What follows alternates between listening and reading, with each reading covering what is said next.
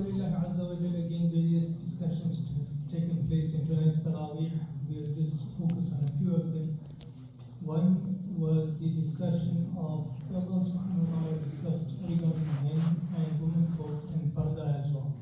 Allah subhanahu wa ta'ala has told, has instructed the male folk that they must guard, has instructed Huzur Akram sallallahu alayhi wa sallam to instruct us that the male folk must guard their vision, guard their eyes. That means guard their gazes and guard their private parts. And Allah subhanahu wa ta'ala instructed Huzur sallallahu alayhi wa sallam to say to the women folk that they should also guard their gazes as well as guard their private parts in such a way also that they must wear jilbab. Jilbab means like a loose shawl that they should wear to cover themselves to ensure that they are not exposed. So parda and the concept of parda is taken very seriously in Islam to the extent that Allah subhanahu wa ta'ala has spoken of it in the Quran. It's not just the parda or the niqab that people think nowadays, the covering of the face, but rather the loose attire that does not attract the attention of the opposite gender. Also, discussion or mention was made regarding the footsteps being heard, because that is also something that attracts the attention of the opposite gender. So women folk should not wear such shoes that cause that sound to be made that attract the attention of others. That is a sickness in society nowadays, that there are certain shoes, they call them heels, isn't it? High heels. That when they are worn, then if someone walks by in that, then it attracts the attention of others. And aside from that, really, if you have to go into the details of it, you'll start to realize that it's leading definitely towards haram. Because of that it itself is made to disclose parts that are not to be disclosed. And I'll just say that within parda, but we should definitely try to refrain from that, try to get our women folk as well to refrain from that. The concept of parda is extremely important in our deen, alhamdulillah. And Allah subhanahu wa ta'ala has also spoken about azanit wa zani, that what is the punishment of zina as well, that the punishment of zina is very severe. That for someone who is unmarried and commits zina, then there's 100 lashes for that person. Someone who's married and commits zina, then there's stoning to death for that person. And Allah subhanahu wa ta'ala, today that part was mentioned, but in other parts of the Quran, Allah subhanahu wa ta'ala has mentioned as well. The deen of Islam is so beautiful that it does not just prohibit you and stop you from the action which brings about the displeasure of Allah Azza wa Jal, but it also stops you from those things that lead you towards those actions that displease Allah subhanahu wa ta'ala. Thus, you will find when Allah Azza wa Jal has made zina haram, right?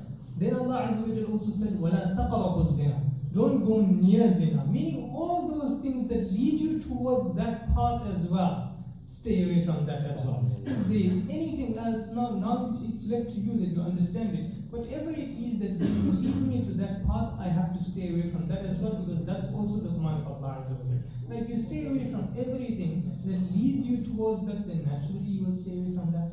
Subhanallah Azza wa Jalla. This is the wisdom of Allah subhanahu wa ta'ala, the wisdom that you see in the deen of Islam. Whereas you're not going to find that elsewhere. Elsewhere you will find that everything that leads towards the sin is made easy and even encouraged, and then the sin itself is discouraged. How does that make any sense? But the deen of Islam is beautiful. Whatever leads to the sin itself will also be discouraged. Alhamdulillah. Then with regards to males and females, Allah subhanahu wa ta'ala also said, وَالْخَبِيثَاتُ لِلْخَبِيثِينَ وَالْخَبِيثُونَ لِلْخَبِيثَاتِ. We learned in today's Taraweeh that bad ladies or bad females, meaning those who are not pure, those who are not good, they are for those males that are not good. And those males who are not good, they are for those females who are not good.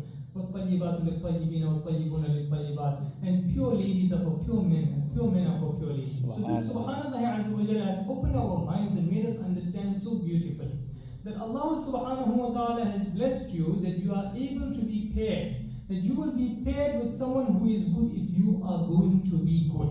And you will be paired with someone who is bad if you are going to be bad. Our difficulty in society now is that you will find too many ladies will say, there are no good men left in this world. And too many men folk want to be married, or youngsters will say there are no good ladies left in this world. But we have the opportunity to attract that which we want. And how do we have that opportunity? By trying to be the way we want someone else to be. And illa mashallah, sometimes Allah subhanahu wa ta'ala can test us and someone can be put into a difficult situation, but as a general note, if we try to be good, then naturally that is what you will attract. That's why, for many youngsters, so I advise that you are looking for a spouse who is pious, you are looking for a spouse who is namazi, you are looking for a spouse who will abide by the Sharia, you're looking for a spouse who will love the Sunnah of Rasulullah sallallahu alaihi wasallam, then you need to become someone who has all of those characteristics. If you have all of those characteristics, who will be attracted to you? Someone who loves those characteristics, someone who has those characteristics. But if you choose, the Sunnah of the beloved Nabi sallallahu alaihi wasallam is his beard, the Sunnah of Rasulullah sallallahu alaihi wasallam is his dress code sallallahu alaihi wasallam, his akhlaq, his way, everything about Rasulullah sallallahu alaihi wasallam, all that is the Huzur Akram sallallahu alaihi wasallam's way, and then I will leave all of that and I want the best girl that I can possibly get. How are you going to find it? Then you're going to find someone who is not attracted to the Sunnah. Then what task do you have? Now I need to make myself one who is attached to the Sunnah, plus I must make someone else attached to the Sunnah. You doubled your task. It became difficult. Thus, if we hold on to our Islamic identity, then we will find people who also have an Islamic identity. But if we leave our Islamic identity, then we'll find people who have also left an Islamic identity. Right. Then there was discussion regarding Sayyidina Musa Kalimullah alayhi salatu and inshallah, as I see time is going, we try to keep this session short. I'll leave that inshallah for another session. He's discussed, and today his story was discussed in a little more detail. So in one of the sessions, inshallah, we'll dedicate to the discussion of Sayyidina Musa Kalimullah ala nabiyina wa alayhi salatu wasalam. Sallu ala al-habib, sallallahu ta'ala ala Muhammad, sallallahu alayhi wa sallam. Allahumma rabbana taqabbal minna, innaka anta as-sami'ul alim, wa tub alayna ya mawlana, innaka anta at-tawwabur rahim. Wa sallallahu ala sayyidina mawlana Muhammad wa ala alihi wa sahbihi ajma'in, wa barik wa sallim wa rahmatika ya arhamar rahimin. La ilaha illallah Muhammadur Rasulullah.